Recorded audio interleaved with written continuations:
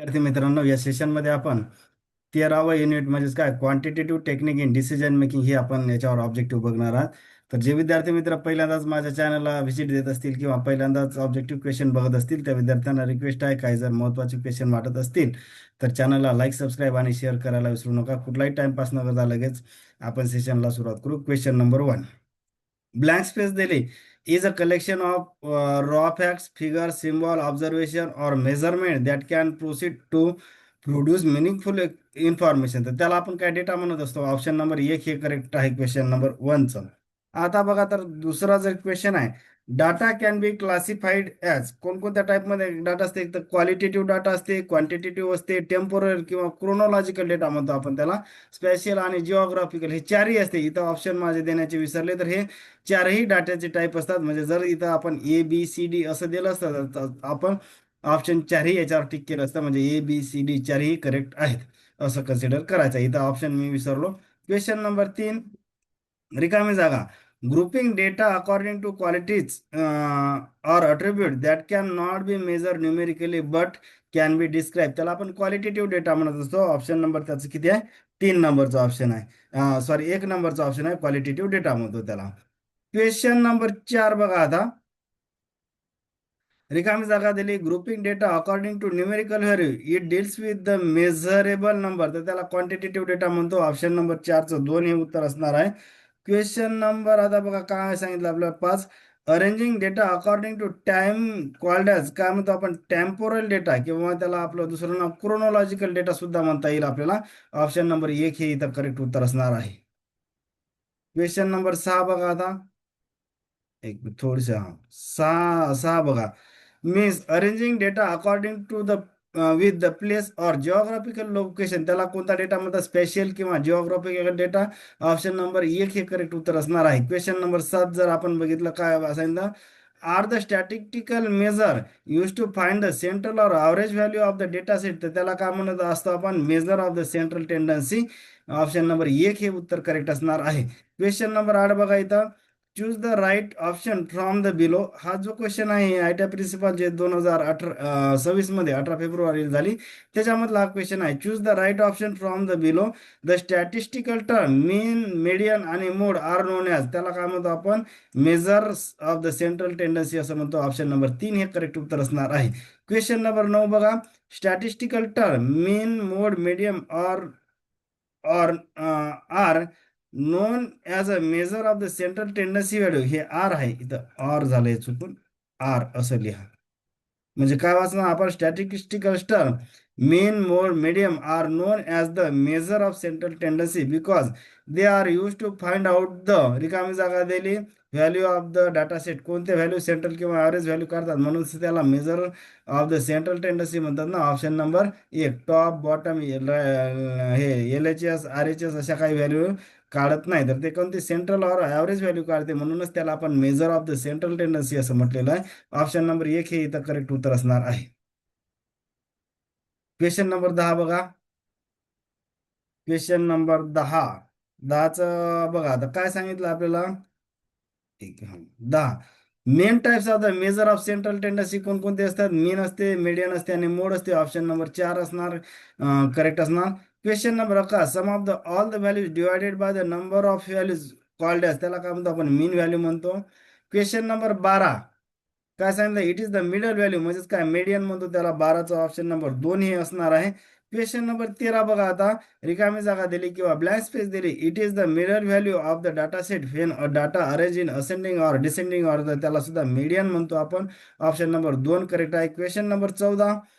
You can arrange the data in median, म्हणजे only ascending असते का? नाही. ओनली डिसेंडिंग असते का? तसंही नाही. म्हणजे आपण असेंडिंग किंवा डिसेंडिंग हे असं दोन्ही प्रकारे अरेंज करू शकतो. ऑप्शन नंबर 3 हे त्यामुळे करेक्ट उत्तर असणार आहे. Question number 15. If there is a odd number of the value then median is, जर ऑड नंबर असेल तर डायरेक्ट मिडल व्हॅल्यू असते ना आपली, म्हणजे ऑड जर व्हॅल्यू असते तर ते आपण डायरेक्ट मिडल व्हॅल्यू घेतो, म्हणजे ऑप्शन नंबर 1 हे करेक्ट असणार आहे. Question number 16. If there is a even number of the values then median is, काय करतो आपण? दोघांचा मिडल व्हॅल्यूचा ॲव्हरेज घेतो आणि डिवायडेड बाय, म्हणजे मिडल व्हॅल्यूचं ॲडिशन करतो आणि त्याला डिवाइड बाय 2 करून जी व्हॅल्यू येत असते त्याला आपण मीडियन कॅन्सल, मीडियम असं कन्सिडर करतो. म्हणजेच काय, take two middle values and divided by two, म्हणजे तो मीडियन आपल्याला मिळेल. क्वेश्चन नंबर 17 काय सांगितलं, if the numbers are 12, 3, 15, 7, 14, what is the median. Median म्हणजेच काय झाली, आपल्याला मधातली व्हॅल्यू असते ना, त्यामुळे 17चं उत्तर किती असणार आहे, 17चं ऑप्शन हे 15 असणार आहे. मीडियन म्हणजे मधातली व्हॅल्यू. आता मधातली व्हॅल्यू किती आहे, इथं 15 आहे ना, हे बघा इथं 15 दिसते, तर मीडियम त्याचा किती असणार आहे, 3. Question number 18, if the numbers are 31, 10, 30, 20, 41, 7, then median is किती असते. आता बघा हे कोणत्या इव्हन व्हॅल्यू आहेत ना, म्हणजे हे किती टोटल 6 आहेत, इव्हन इव्हन व्हॅल्यू आहेत. म्हणजे आपण यावेळेस काय करणार, हे अशा मधातल्या दोन घेणार, त्या दोघांची ॲडिशन करणार आणि डिवायडेड बाय 2, म्हणजे 30 प्लस 20 किती झाले, 50 डिवायडेड बाय 2 म्हणजे 25. ऑप्शन नंबर 4 हे करेक्ट उत्तर असणार आहे. क्वेश्चन नंबर 19 काय सांगितलं आपल्याला, रिकामी जागा दिली, is the value that occurs most frequency in the data set, त्याला काय म्हणत असतो आपण, मोड म्हणतो. ऑप्शन नंबर 3 19 हे करेक्ट उत्तर असणार आहे. क्वेश्चन नंबर 20 बघा, mode is the value that occurs in the data set, म्हणजे काय म्हणते, मोस्ट फ्रिक्वेन्सी जो ऑकर्स असते ना, तर त्याला आपण मोड असं म्हणत असतो. म्हणजेच काय, mode is the value that occurs most frequency in the data set. Option number 1 हे करेक्ट आहे. क्वेश्चन नंबर 21 बघा, from the given data set 10, 15, 9, 15, 7, 15, mode is काय, मोड म्हणजे नंबर ऑफ टाइम, जेवढी जी व्हॅल्यू जास्त दिसते त्याला आपण मोड म्हणतो. मग आपण जर बघितलं तर 15 15 3 वेळा दिसते, म्हणजे काय, मोड किती झालेला आहे तर 15, म्हणजे 15 ही व्हॅल्यू जास्त वेळा त्या डेटा सेटमध्ये दिसते, म्हणून त्याला आपण मोड 15 आहे असं म्हटलेलं आहे. Question number 12, what is the mean, म्हणजे याचा मीन किती आहे. 5, 7, 3, 15, 2, 6, म्हणजे किती झालं, 5, 7, 12 आणि 3, 15, 15, 30, 2, 34, 32, 34 आणि हे 36, 2 आणि 4 म्हणजे 36 झाले. आणि टोटल व्हॅल्यू किती आहे, 6, म्हणजे 36 डिवायडेड बाय 6, म्हणजे हे याचा ऑप्शन किती असणार आहे, ऑप्शन नंबर 3, 22चं 6 हे आन्सर येणार आहे, ऑप्शन नंबर 3. क्वेश्चन नंबर 23 बघा आता. क्वेश्चन नंबर 23 मध्ये काय सांगितलं आपल्याला, रिकामी जागा दिली आणि are the statistical measure method to you show the how much the data value are spread out or vary from the average or central value, त्याला काय म्हणतो आपण, measure of the dispersion. Option number 2 हे correct आहे. Measure of the dispersion mainly classified दोन types असते, एक absolute measure आणि रिलेटिव्ह मेजर, त्यामुळे ऑप्शन नंबर 3 हे करेक्ट उत्तर असणार आहे. Question number 25, absolute measure R of किती, 5 टाईपचे असतात ना, ऑप्शन नंबर 1 हे करेक्ट आहे, 5 टाईपचे असतात. बघा आता question number 26, absolute measure are कोणता, रेंज असते, नंतर क्वार्टाईल डेव्हिएशन असते, मेन डेव्हिएशन असते, व्हरायन्स असते आणि स्टँडर्ड डेव्हिएशन, म्हणून ऑप्शन नंबर 4 हे करेक्ट आहे, सगळं असते त्याच्यामध्ये. रिलेटिव्ह रिलेटिव्ह मेजर्स आर, आता रिलेटिव्ह मेजर कोणकोणते, coefficient of the range, coefficient of the quartile deviation, coefficient of the mean deviation, नंतर कोएफिशियंट ऑफ द व्हेरिएशन आहे, हे व्हेरायन्स नाही. ऑप्शन नंबर 4 हे करेक्ट आहे, ABCD सगळंच करेक्ट आहे. नंतरचा क्वेश्चन नंबर 27 बघा. 27 झाले. क्वेश्चन नंबर 28 बघू आपण. 28 मध्ये बघा काय सांगितलं, it is the difference between highest value and lowest value of the data set call as, त्याला रेंज म्हणत असतो आपण. क्वेश्चन नंबर 29 बघा, what is the range of the given data set.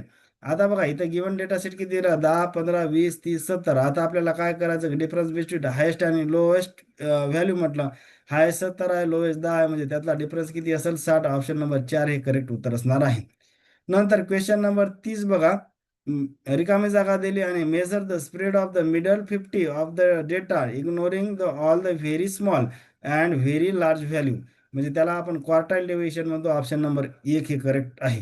Question number बघा आता किती, 31चं बघा, 31, रिकामी जागा दिली आपल्याला आणि विचारलं की deviation shows the average distance of the data values from the mean, त्याला मीन डेव्हिएशन असं म्हणतो. ऑप्शन नंबर 1 करेक्ट आहे.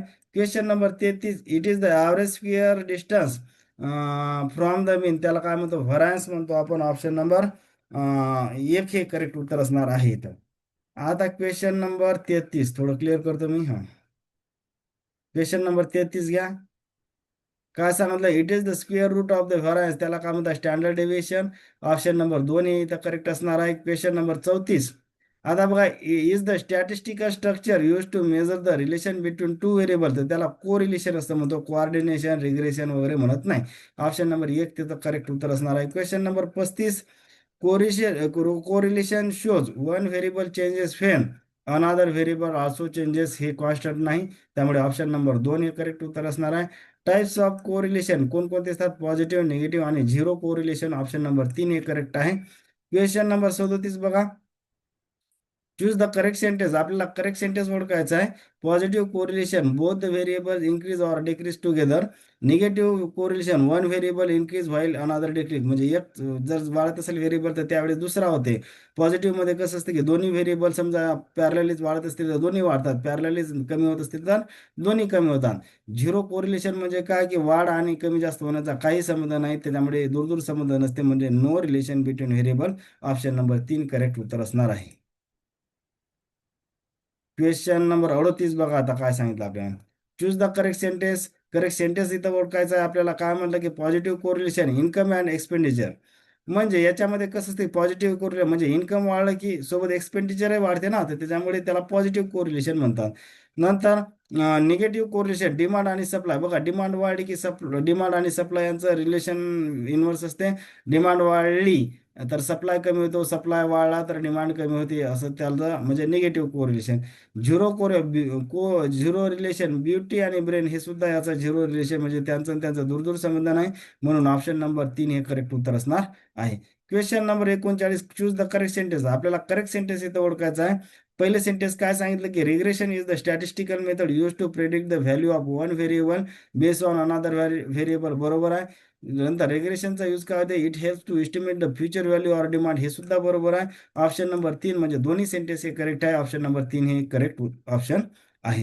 क्वेश्चन यातला शेवटचा क्वेश्चन 40 नंबरचा, advertising and sale rainfall and crop prediction experience and salary are the example of कशाचे आहेत, हे रेग्रेशनचे व्हॅल्यू आहेत. म्हणजे एका व्हेरिएबलवरून दुसऱ्या व्हेरिएबलची डिमांड आपल्याला ठरवता येते, त्याला आपण रेग्रेशन म्हणलं. ऑप्शन नंबर 40चं किती एक उत्तर असणार आहे. 41 नंबरचा ऑलरेडी क्वेश्चन आपण कव्हर केला, त्यामुळे तरी एक डाटा बोलू वाचतो मी.